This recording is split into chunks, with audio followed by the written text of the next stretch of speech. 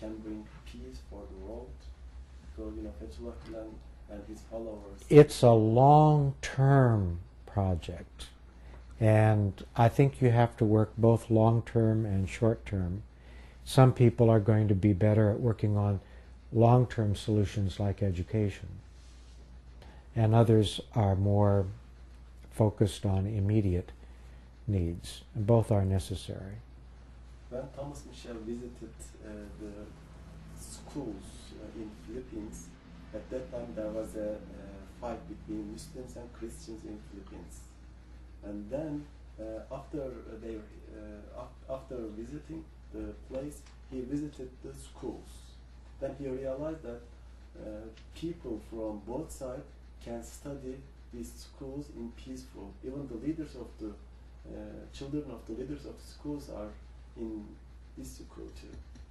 So when he realized this picture, that importance of Fethullah Gulen's this work, he just came up with idea and he tried to search his movement and he wrote some articles about him. So what do you think that in the place that there are the conflictions, what do you think that this about this school? Can this school serve for the peace of society in the place that there are conflictions? Well, as I say, I think it is part of a long-term solution. You don't solve the world's problems overnight. But without education, I don't see how democracy is possible. And I don't see how conflict between nations is possible without the kind of educational process that has been outlined. Thank you very much. Some sociologists, thinkers, and even grandson of Rumi, Shafik Can, says Gulen is modern Sufi of our time. What do you think about this? Well, as I understand, there are many meanings for the word Sufi. I understand one meaning is a person who devotes himself or herself to God in a very complete and beautiful way.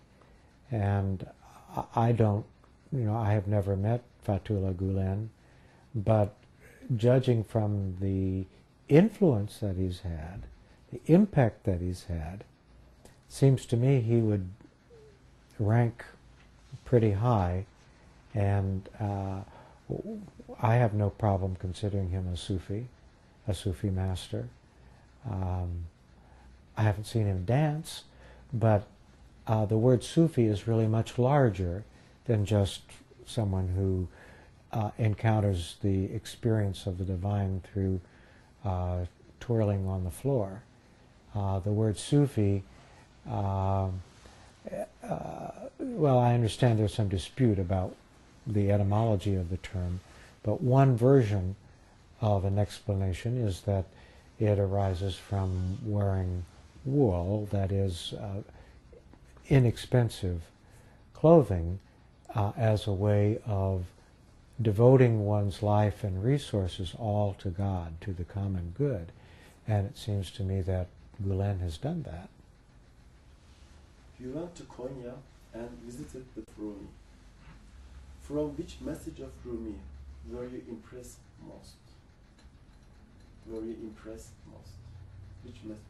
Which message of Rumi were you impressed most?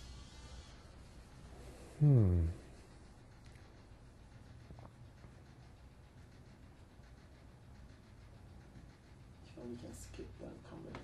Okay. Now the questions are about dialogue and universal peace. What are the main reasons that cause prejudice across cultures? Well, people use religion to exert power over others. And people who are not well educated can be duped, can be used that way. There are conflicts over property. I don't see that conflicts over ideas in themselves are ever necessary.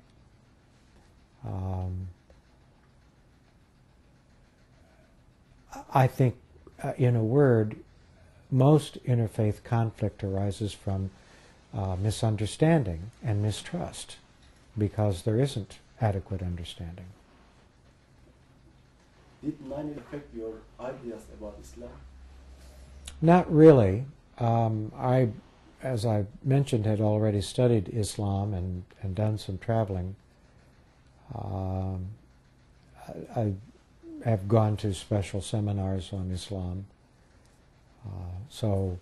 But what 9/11 did was make it abundantly clear to me why Islam is opposed to terrorism. For example, in Islam, suicide is forbidden. Well, the people who drove the airplane into the World Trade Center were committing suicide, so they were really renouncing their faith in that act.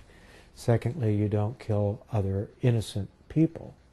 Even if you are in a battle and waging war, if your enemy turns from you, you're not allowed to pursue your enemy.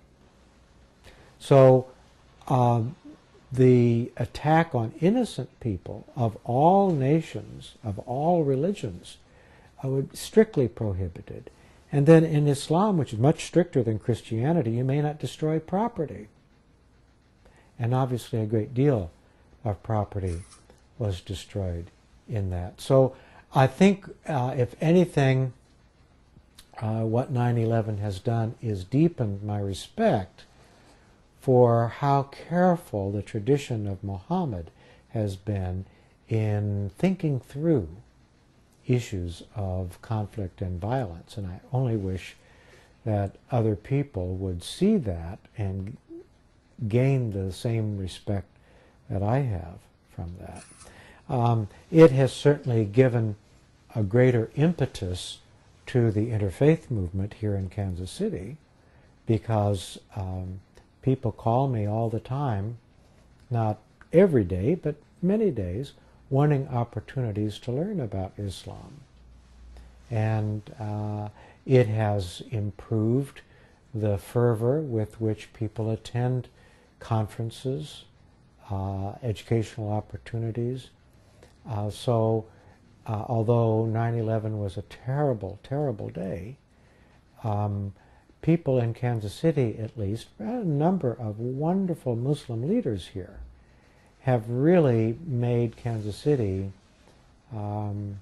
if not a model for understanding Islam, at least reduced the number of incidents and thereby helped to promote understanding of Islam and then other religions like Sikhism and Hinduism as well. I happen to be the chairman of the Jackson County Diversity Task Force, which was charged with preparing a report for September 10, 2002. And we studied the 5-county area of the Kansas City region. We interviewed, we had meetings in different areas. One meeting was at the mosque, and we invited comment. We wanted to learn how Muslims had been treated after 9/11. We studied other religions as well and wrote a 77-page report. And I think just even doing that was reassuring, not only to Muslims, but to Christians and others in Kansas City, so they were able to get a better picture of what was going on. So 9/11 has provided opportunities like that. On the 16th of September 2001,